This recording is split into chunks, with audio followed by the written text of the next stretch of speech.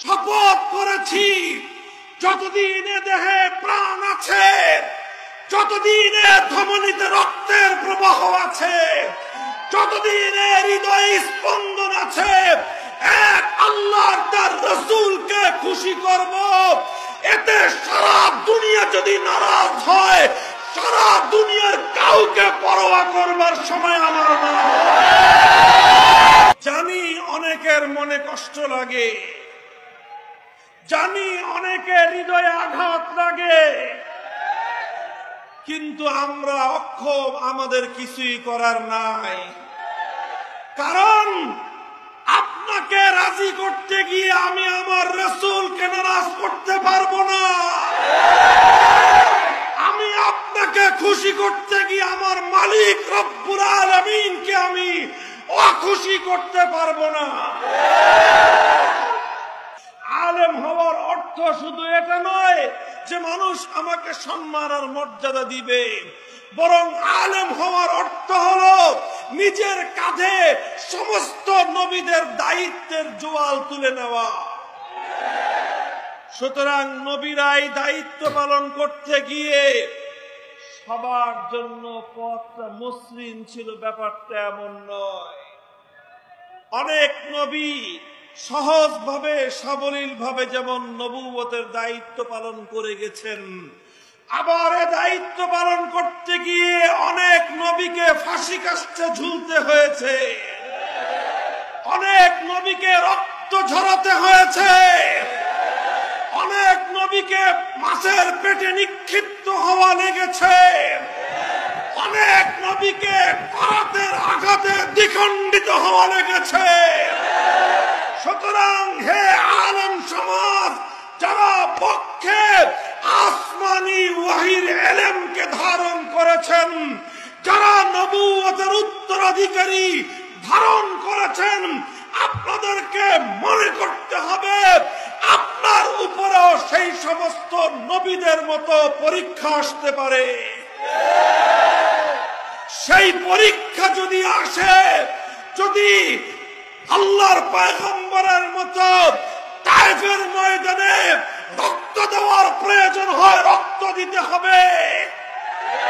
উহুদের ময়দানে আল্লাহর নবীর মতো দান শহীদ করতে হলে দান শহীদ করতে হবে।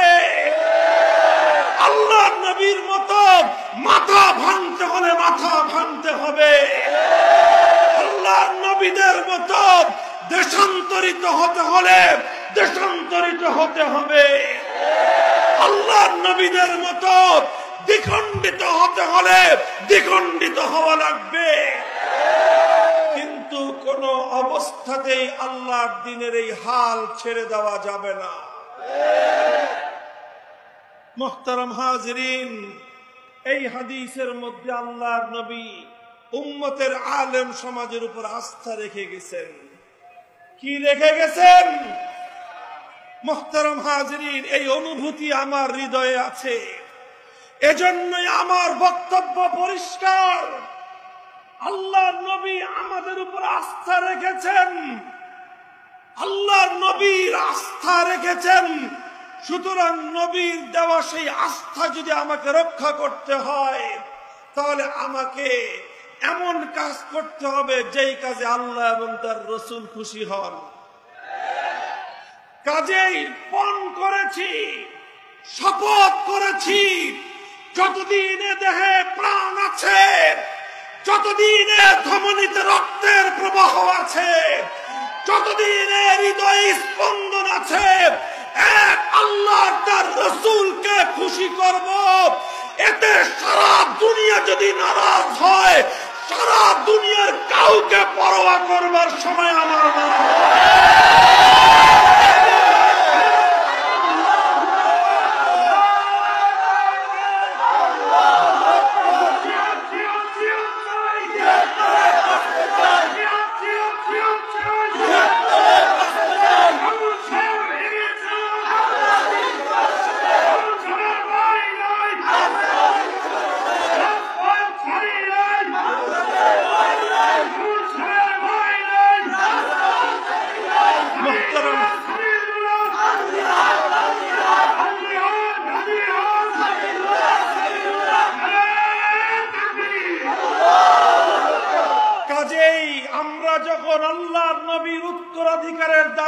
পালন করতে গিয়ে অনেক অপ্রিয় সত্য কথাগুলো বলি, জানি অনেকের মনে কষ্ট লাগে, জানি অনেকের হৃদয়ে আঘাত লাগে,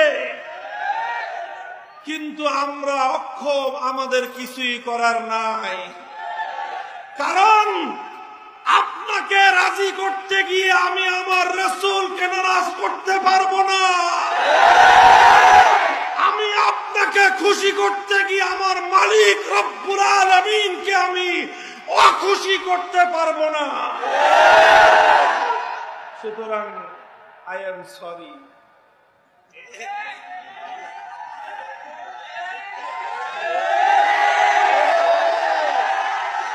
কথা ঠিক না বেঠিক? আমরা দুঃখিত।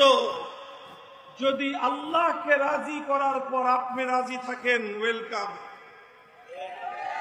আল্লাহকে নারাজ করে আমি আপনাকে রাজি করতে পারবো না। কথার মধ্যে আমাদের কোনো জড়তা নাই, আমাদের কথার মধ্যে কোনো স্পষ্টতা নাই। মুহতারাম হাজিরিন, এই জন্য ওলামায়ে কেরামের অনেক বাধ্যবাধকতা আছে। আলেমরা অনেক তিক্ত কথা বলতে বাধ্য হন। কথাগুলো আমরা খুব আনন্দ আর ফুর্তিতে বলি না। এই কথাগুলো আমরা এত আনন্দ আর ফুর্তিতে বলি না। যদি এ কথা না বলে পারতাম তাহলে বলতাম না। কিন্তু আমরা জানি একজন সাধারণ মানুষ যত সহজে আল্লাহর কাছে হিসাব দিয়ে পার পেয়ে যাবে, একজন আলেম তত সহজে আল্লাহর কাছে হিসাব দিয়ে পার পাবে না। একজন মুসল্লি যত সহজে আল্লাহর কাছে হিসাব দিয়ে পার পেয়ে যাবে, একজন ইমাম অত সহজে হিসাব দিয়ে পার পাবে না।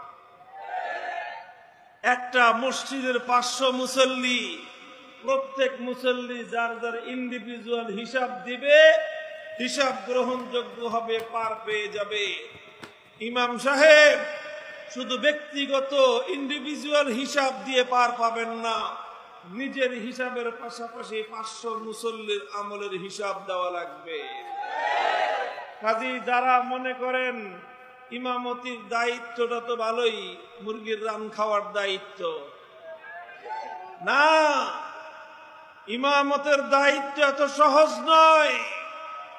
এই 500 মুসল্লি আপনার পিঠে কাঁধে ভর করে তারা আপনার পিঠের উপর দিয়ে পোল বানিয়ে তারা জান্নাতে যাবে। কাজী আপনার এই পিঠ যদি জান্নাত পর্যন্ত যাওয়ার জন্য এটা যদি পুল না হয়, ব্রিজ না হয়ে ভুল পথে যায়, আল ইমামু যামিনুন, আল ইমামু যামিনুন, আল ইমামু যামিনুন। একজন ইমাম তার সকল মুসল্লিদের দায়িত্বশীল। কাজী যারা মনে করেন যে হুজুররা তো ভালোই মৌজে আছে, না রে ভাই, খুব মৌজে নাই আমরা। আল্লাহ পাক আসমানি এলেমের ওহীর এলেম আমাদের পক্ষে রেখেছেন, এটা বড় বোঝা, অনেক বড় দায়িত্ব।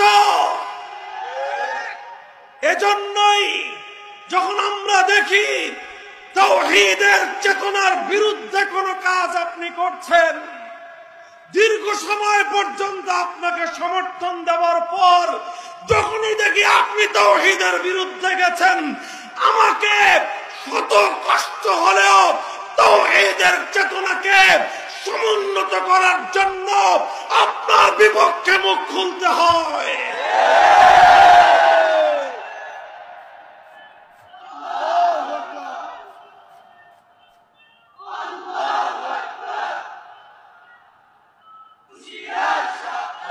মুহতারাম হাজিরিন, আমি যে কথাটা বলছিলাম, দুনিয়াতে ইসলাম এসেছে ওহীর মাধ্যমে। কিসের মাধ্যমে? আর এই ওহীর ইলম, এটাই হলো ইসলামের জন্য ব্লাড সার্কুলেশন। যেখানে ইসলামের কোরআন হাদিসের ইলম থাকবে, সেখানে ইসলামের ব্লাড সার্কুলেশন হবে, রক্ত প্রবাহ হবে। আর যেই কাজের মধ্যে আসমানি সহি এলেম, কোরআন হাদিসের এলেমের ব্লাড সার্কুলেশন হবে না, সেই কাজ ইসলামের সহি কাজ হতে পারে না। সেটা হলো প্যারালাইজড কাজ।